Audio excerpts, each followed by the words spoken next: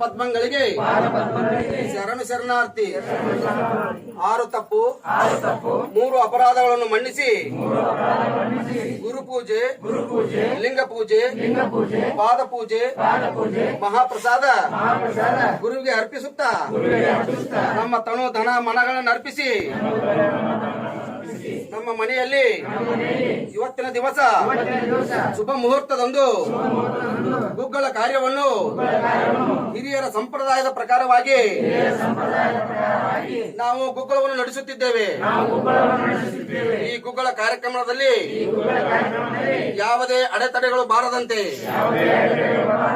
ಮತ್ತು ನಮ್ಮ ಮನೆಯಲ್ಲಿ ಪುತ್ರ ಪಾತ್ರ ಆದಿಯಾಗಿ ಅಭಿವೃದ್ಧಿ ಹೊಂದಲೆಂದು ಶ್ರೀ ವೀರಭದ್ರ ದೇವರ ಪಾದ ಪದ್ಮಗಳಿಗೆ ಮನೆ ಹಚ್ಚಿ ನಮಸ್ಕರಿಸುತ್ತೇವೆ. ಜೈ ಮಂಗಲಂ, ಜೈ ನಮಃ ಪಾರ್ವತಿ.